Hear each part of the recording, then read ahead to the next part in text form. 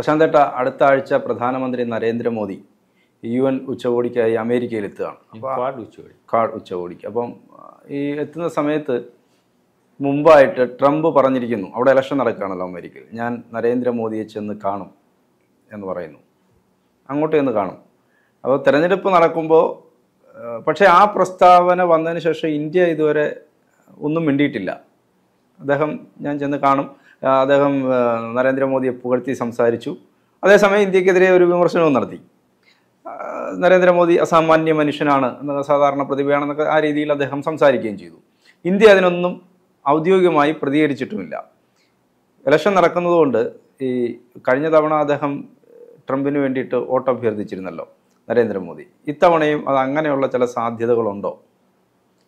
ട്രംപിന് വേണ്ടി വോട്ട് അഭ്യർത്ഥിച്ചോ കഴിഞ്ഞ പ്രാവശ്യം? അങ്ങനെ നമ്മുടെ ഫ്രണ്ടാണ് എന്നുള്ള രീതിയിൽ അദ്ദേഹം പറഞ്ഞു. പറയുമ്പോൾ തന്നെ അത് വോട്ട് അഭ്യർത്ഥനയാണല്ലോ, വേണ്ടപ്പെട്ട സുഹൃത്താണെന്ന് പറഞ്ഞു. അതായത് ട്രംപ് നോക്കുമ്പം പ്രതിസന്ധികൾ പൂമാലയാക്കുന്ന ഒരു നേതാവാണ് നരേന്ദ്രമോദി. നിങ്ങൾ നരേന്ദ്രമോദിയുടെ മുമ്പിൽ, പ്രതിസന്ധിക്ക് മുമ്പിൽ നരേന്ദ്രമോദി അല്ലെങ്കിൽ പതറുന്നതായിട്ട് നമ്മൾ കണ്ടിട്ടില്ലേ? ഇനി പുള്ളിയുടെ മാനസികമായിട്ട് എന്തെങ്കിലും പുള്ളിക്ക് മാത്രം അനുഭവിക്കേണ്ടതായിട്ടുള്ള കാര്യങ്ങളേ ഉള്ളൂ. പക്ഷെ നമ്മൾ ഒരിക്കലും അദ്ദേഹം പതറുന്നതായിട്ട് കണ്ടിട്ടില്ല. ഏത് പ്രതിസന്ധിയും അദ്ദേഹം നേരിട്ട് മുന്നോട്ട് പോകുന്ന ഒരു മനുഷ്യനായിട്ടാണ് കാണുന്നത്. ജീവിതത്തിൽ ഉടനീളം അങ്ങനെ തന്നെ ആയിരുന്നതാണ്. ഈ പ്രധാനമന്ത്രി ആവുന്ന അല്ലെങ്കിൽ ആ ഒരു പൊസിഷനിൽ വരുന്ന കുഞ്ഞുനാൾ തൊട്ടേയുള്ള ജീവിതവും പരിശോധിക്കുമ്പോൾ അങ്ങനെയൊക്കെ തന്നെയാണ്.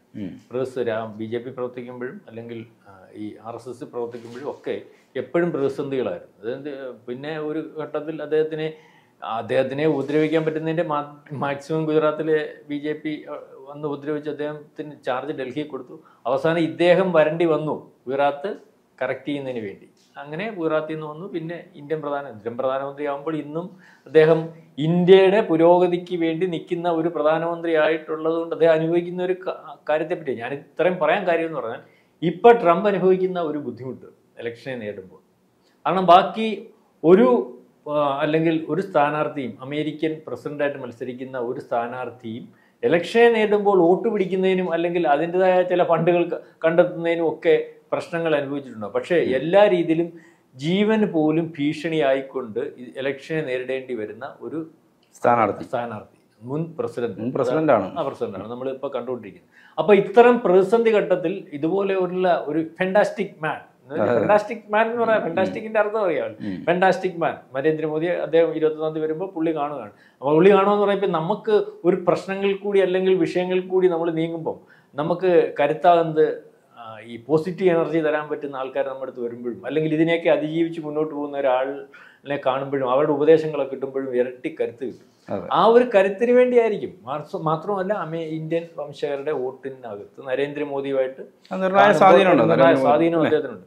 ഇവിടെ പറയുന്ന കണക്കൊന്നുമല്ല നരേന്ദ്രമോദിക്ക് അമേരിക്കയിലുള്ള സ്വാധീനവും അല്ലെങ്കിൽ ഇന്ത്യക്ക് വെളിയിൽ ഇന്ത്യക്കാർക്കിടയിലുള്ള സ്വാധീനം എന്ന് പറഞ്ഞാൽ വളരെ ഗംഭീരമാണ്. അതിൻ്റെ അറിയണമെങ്കിൽ നമ്മൾ വിദേശത്തു നിന്നൊക്കെ ഇപ്പോൾ വരുന്ന ആൾക്കാരുടെ മോദിയെ പറ്റി ചോദിക്കണം. അവരങ്ങ് ഇതാവും, രോമാഞ്ചം കൊള്ളും. കാരണം അവർക്ക് ഭയങ്കര അംഗീകാരമാണ്. ഇപ്പം ഇന്ത്യക്കാർക്കില്ലോ രാജ്യങ്ങൾ കൊടുക്കുന്ന അംഗീകാരം പണ്ടത്തെ നിന്ന് വ്യത്യസ്തമായിട്ട് വളരെ കൂടുതലാണ്. കാരണം രാജ്യങ്ങൾ, ഒരു ഇന്ത്യക്കാരൻ എന്ന് പറഞ്ഞാൽ അവൻ്റെ വില, അമേരിക്കക്കാരൻ ലോകത്ത് എവിടെ ചെന്നാലും ഇപ്പൊ ഇന്ത്യ വന്ന് ഇവിടെ ഒരു കവലയിലിറങ്ങി ഞാൻ അമേരിക്കക്കാരനെന്ന് പറഞ്ഞാൽ നമ്മളൊന്ന് കിടുങ്ങും. അതിന്റെ കാര്യം എന്തോന്നും, കാരണം അമേരിക്കക്കാരൻ അവനെ ഉപദ്രവിച്ചാൽ പണി കിട്ടും. ഇതേ അവസ്ഥയിലേക്ക് പോവാ ഇന്ത്യക്കാരന്റെ കാര്യം. പണ്ട് നീ പോടാ പുല്ല എന്നുള്ള രീതിയിൽ നിന്നിരുന്നിടത്ത് ഇപ്പൊ ഇന്ത്യക്കാരെന്ന് പറയുന്ന അറേബ്യൻ രാജ്യങ്ങളിലും അമേരിക്ക ഉൾപ്പെടെയുള്ള രാജ്യങ്ങളിലും അല്ലെങ്കിൽ യൂറോപ്യൻ രാജ്യങ്ങളിലും ഒക്കെ ഇന്ത്യക്കാരന് ഭയങ്കര അംഗീകാരമാണ്. ഇന്ത്യക്കാരന് എന്തെങ്കിലും ഒന്ന് പറ്റിയാൽ ആ നിമിഷം ചോദിക്കാൻ ഉണ്ടെന്നുള്ള രീതിയിലേക്കാണല്ലോ കഴിഞ്ഞ 10 കൊല്ലം ഇടപെട്ടുകൊണ്ടിരുന്നത്. എവിടെ നിന്ന് ഇന്ത്യക്കാരന് പ്രശ്നം ഉണ്ടെങ്കിലും നമ്മൾ ഇടപെട്ട് അവനെ ഇവിടെ കൊണ്ടുവരുന്ന രീതിയിലേക്കാണ്. അപ്പൊ ഇന്ത്യക്കാരന്റെ വില വർദ്ധിച്ചു. ഇന്ത്യക്കാരൻ മോദി എന്ന് പറഞ്ഞാൽ ആവേശം കൊള്ളുന്ന രീതിയിലേക്ക് വന്നിട്ടുണ്ട്. ഇന്ത്യക്ക് അകത്ത് നിൽക്കുന്നവർക്കാ ചിലപ്പോൾ ചൊറിച്ചിലും പ്രശ്നങ്ങളൊക്കെ ഉള്ള വളരെ കുറച്ച് ആൾക്കാർക്ക്. അവിടെ ചൊറിച്ചിലിന്റെ ഭാഗം എന്താന്നുള്ള കാര്യം ആൾക്കാർക്ക് ആഴത്തിലിറങ്ങി പരിശോധിക്കുമ്പോൾ മനസ്സിലാവുകയും ചെയ്യും. അപ്പോൾ അത് നമുക്ക് മാറ്റാനും പറ്റത്തില്ല. ഈ ഹിസ്ബുള്ളയ്ക്ക് ഹമാസിനും ഉള്ളവരുള്ള ചൊറിച്ചിൽ അത് തന്നെത്താനങ്ങ് മാറിക്കോളും കാലങ്ങൾ കഴിയുമ്പോൾ. അപ്പം ഈ അമേരിക്കൻ തെരഞ്ഞെടുപ്പ് നിർണായകമായിട്ട് നിൽക്കുന്ന ഒരവസ്ഥയാണ്. ട്രംപിനെ സംബന്ധിച്ചുള്ള എല്ലാ 4 വഴിക്കു നിന്നും ശരവും തൊടുത്തുകൊണ്ട് ശത്രുക്കൾ നിൽക്കുകയാണ്. കാരണം ജീവന് വരെ ഭീഷണിയാണ്. ഇതിനെയെല്ലാം അതിജീവിച്ചാണ് അദ്ദേഹം ഇലക്ഷനെ നേരിടുന്നത്. യഥാർത്ഥത്തിൽ അദ്ദേഹം ജയിക്കുമെന്നാണ് യഥാർത്ഥ റിപ്പോർട്ടുകൾ വരുന്നത്. പക്ഷേ റിപ്പോർട്ടുകൾ പോലും വ്യാജമാക്കിയിട്ട് അദ്ദേഹത്തെ പുറകിലോട്ട് നയിക്കുകയും അദ്ദേഹത്തിൻ്റെ ജീവന് ഭീഷണിയൊക്കെ ആയിട്ടിരിക്കുന്ന സമയത്ത് നിർണായകമായിട്ടുള്ള വോട്ടിൻ്റെ സ്വാധീനം ഇന്ത്യൻ വംശജരുടെ ഉണ്ട്. ആ ഇന്ത്യൻ വംശജയായിട്ടുള്ള ഒരു സ്ഥാനാർത്ഥിയാണ് അവിടെ കമലാ ഹാരിസ്. കമലാ ഹാരിസ്. അപ്പം അതിനപ്പുറം അവരെ മറികടന്ന് ഇന്ത്യൻ വംശജരുടെ അല്ലെങ്കിൽ നരേന്ദ്രമോദിയുടെ ഇന്ത്യയുടെ ആള്, അത് പറയേണ്ട കാര്യമില്ല, ഇന്ത്യയുടെ ആള് ട്രംപ് വരുന്നതിന് അപ്പുറം വേറെ ആര് വന്നാലും കാര്യമില്ല, ഇന്ത്യക്ക് ട്രംപ് വരുന്നത് തന്നെയാണ് പ്രയോജനം, ഗുണം.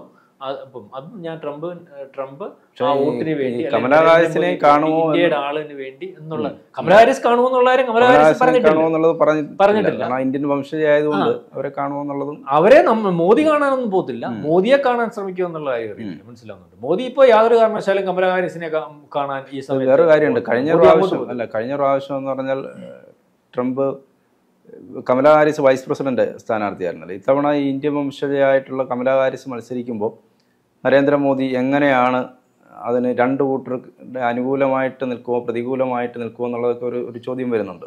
ആരെ പിന്തുണയ്ക്കും, അതോ നിശബ്ദനായി നിൽക്കുമോ? അല്ല, ആരെ പിന്തുണയ്ക്കുമെന്ന് പറഞ്ഞാൽ നമുക്ക് പ്രയോജനമുള്ള ആളിനെയല്ലേ പിന്തുണയ്ക്കും. ഇന്ത്യൻ വംശജൻ എന്ന് പറഞ്ഞിട്ട് ഇന്ത്യക്ക് എതിരായിട്ട് നിൽക്കുന്ന ആളിനെ എന്തിനാണ് പിന്തുണയ്ക്കാൻ പോകുന്നത്? യഥാർത്ഥത്തിൽ ഡെമോക്രാറ്റ്സ് എന്ന് പറയുന്ന ആൾക്കാർ ഇപ്പോൾ ചെയ്തുകൊണ്ടിരിക്കുന്നത് എന്താണ്? നമുക്ക് അവരുടെ രാഷ്ട്രീയവും അവരുടെ രീതികളും നമുക്ക് അനുകൂലമായിട്ടൊന്നും വന്നിട്ടില്ല. നമുക്ക് ഇന്ത്യക്ക് അനുകൂലമായിട്ടുള്ള ഒരു രീതിയും കഴിഞ്ഞ 4 കൊല്ലം കൊണ്ട് ഉണ്ടായിട്ടുണ്ടോ? എല്ലാ ഇന്ത്യക്ക് പ്രശ്നമായിട്ടുള്ള രീതിയാണ് ഉണ്ടായിട്ടുള്ളത്. പാകിസ്ഥാനെ അവർ സഹായിച്ചുകൊണ്ടിരിക്കുന്നത്, ലോകത്തുടനീളം ഇന്ത്യക്കകത്ത് അട്ടിമറി നടത്തുന്നതിന് അതിന് വേണ്ട സംവിധാനങ്ങൾ കൊടുക്കുന്നത്, ഇപ്പൊ ബംഗ്ലാദേശിൽ നടത്തിക്കൊണ്ടിരിക്കുന്ന കാര്യങ്ങൾ, പിന്നെ പ്രത്യക്ഷത്തിൽ സുഹൃത്താണെന്ന് ഭാവിക്കുകയും ഇന്ത്യക്ക് തരാൻ പറ്റുന്ന പണികളെല്ലാം തന്നുകൊണ്ടിരിക്കുകയും ചെയ്യുകയാണ്. അപ്പൊ അമേരിക്കൻ വംശജരായിട്ടുള്ള ഇതിന് ഇപ്പൊ ബൈഡൻ അപ്പുറം ഉള്ള അവർ വന്നു കഴിഞ്ഞാൽ അതിനപ്പുറം അവരുടെ രാഷ്ട്രീയവും അവരുടെ ആ ലൈനിലേക്ക് പോകാനേ അവർ ശ്രമിക്കത്തുള്ളൂ, പോകത്തുള്ളൂ. കമലാ ഹാരിസ് ഇന്ത്യയോട് സ്നേഹം കാണിക്കുന്നു. ഇപ്പൊ ഡീപ് സ്റ്റേറ്റ് എന്ന് പറയുന്നത് കമലാ ഹാരിസും ബൈഡനും ഒബാമയും ഒക്കെയാണ് എന്ന് ട്രംപ് വിളിച്ചു പറയുന്നു. ട്രംപിനെതിരാണെന്ന് പറയുന്നത് ഡീപ് സ്റ്റേറ്റ്. ആ ഡീപ് സ്റ്റേറ്റിനകത്ത് ഡീപ് സ്റ്റേറ്റ് ഇപ്പം നടത്തിക്കൊണ്ടിരിക്കുന്നതെന്ന് പറഞ്ഞാൽ നമ്മൾ കഴിഞ്ഞ ദിവസം ചർച്ച ചെയ്തത് ഡീപ് സ്റ്റേറ്റ് ഇസ്ലാമിക് സ്വാധീനത്തിൽ പോകുന്ന ഒരു അവസ്ഥയിലേക്ക് പോവുക. അമേരിക്കൻ താല്പര്യത്തിനപ്പുറം ഇസ്ലാമിസ്റ്റുകളുടെ താല്പര്യത്തിനനുസരിച്ചിട്ട് പോകുന്നു. ആ ഇസ്ലാമിസ്റ്റുകളുടെ താല്പര്യത്തിന് വിരുദ്ധമായിട്ട് രാജ്യത്തിന്റെ താല്പര്യവും ഒരു വലതുപക്ഷ പൊളിറ്റിക്സുമായിട്ട് നിൽക്കുന്ന ട്രംപിനെ ഇല്ലായ്മ ചെയ്യാൻ ശ്രമിക്കുന്നു. അത് ഏതർത്ഥത്തിലായാലും അമേരിക്കയിൽ ഈ 2 വട്ടം ഒരു ആളിനെ വധിക്കാൻ ആ സമയത്ത് ശ്രമിക്കുക എന്ന് പറഞ്ഞാൽ നിസ്സാര കാര്യമല്ല. അതിനകത്ത് പഴുതുകൾ ഉണ്ടാക്കി കൊടുത്തിട്ടുണ്ടെന്നുള്ള കാര്യം വളരെ വ്യക്തമാണ്. അല്ലെങ്കിൽ ആദ്യത്തെ പ്രാവശ്യം സംഭവിച്ചു, രക്ഷപ്പെടുത്തി. രണ്ടാമത് അങ്ങനെ സംഭവിക്കുന്നത് അദ്ദേഹത്തിന്റെ സെക്യൂരിറ്റി ടൈറ്റ് ചെയ്താൽ പോലെ. അമേരിക്ക പോലുള്ളിടത്ത് സെക്യൂരിറ്റി ടൈറ്റിന് പ്രശ്നമാണ് ഉണ്ടോ? അത്രയ്ക്ക് എല്ലാ രീതിയിലും സെക്യൂറായിട്ടുള്ള ഒരു രാജ്യമല്ലേ? കാര്യങ്ങൾ അദ്ദേഹത്തിന്റെ പ്രൈവറ്റ് സെക്യൂരിറ്റി ഗാർഡാണ് അദ്ദേഹത്തിന് രക്ഷിച്ചത്. അദ്ദേഹത്തിന് പ്രൈവറ്റ് സെക്യൂരിറ്റി ഉണ്ട്. അത് അദ്ദേഹം വീണ്ടും കഴിഞ്ഞ പ്രാവശ്യത്തെ പരിശ്രമത്തിന് ശേഷം വീണ്ടും ടൈറ്റ് ചെയ്തു.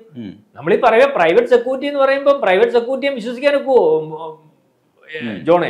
പല ഘട്ടങ്ങളിൽ നമ്മൾ കണ്ടിട്ടില്ലേ നമ്മുടെ ഇന്ദിരാഗാന്ധിക്ക് സംഭവിച്ചത്.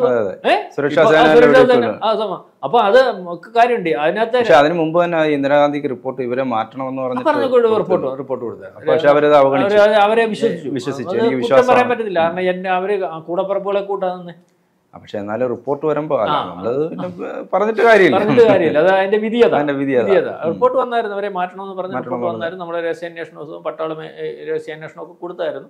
പിന്നെ അവരുടെ പ്രധാനമന്ത്രിയുടെ തീരുമാനമില്ല. ഇപ്പൊ ഞാനീ പറഞ്ഞു വന്നത് ട്രംപിന്റെ ഈ പ്രതിസന്ധി ഘട്ടത്തിൽ അദ്ദേഹത്തിന് ജയിക്കേണ്ടതായിട്ടുണ്ട്. അതിന് നരേന്ദ്രമോദിയുടെ സഹായം ആവശ്യമായിട്ടുണ്ട്. അതിനുവേണ്ടിയായിരിക്കും അദ്ദേഹം നരേന്ദ്രമോദിയെ കാണുന്നത്. ഫെന്റാസ്റ്റിക് മാൻ എന്നാണ് പുള്ളിയെ വിശേഷിപ്പിച്ചിരിക്കുന്നത്. പുള്ളി ഇന്ത്യയുടെ ഇറക്കുമതി നയത്തെ പറ്റിയൊക്കെ ചില കാര്യങ്ങൾ രാഷ്ട്രീയമാണ് അത് പറഞ്ഞാൽ മതിയാവത്തുള്ളൂ. കാരണം എല്ലാം ഒന്നും ഞാൻ അനുകൂലിക്കുന്നില്ല. ഞങ്ങൾ രാജ്യത്തിന്റെ താല്പര്യത്തിനനുസരിച്ചാണ് നിൽക്കുന്നതെന്ന് പറയണമല്ലോ, അല്ലാതെ മറ്റൊന്നുമല്ല. അപ്പം ട്രംപ് വരട്ടെ, നമുക്ക് അദ്ദേഹം വരുന്നത് കൊണ്ടാണ് കൂടുതൽ പ്രയോജനം ലഭിക്കുന്നത്. നരേന്ദ്രമോദിക്ക് അറിയാവുന്നതുപോലെ നമുക്കും അറിയാം. ട്രംപ് വന്നു കഴിഞ്ഞാൽ ഇന്ത്യക്ക് കൂടുതൽ പ്രയോജനം ഉണ്ടാവും, ലോകത്തിനും പ്രയോജനം ഉണ്ടാവും. ഒരു വലതുപക്ഷ സമീപനമായിട്ട് ലോകം മുന്നോട്ട് പോകുന്നതിന് ട്രംപ് വരുന്നതാണ് നല്ലത്.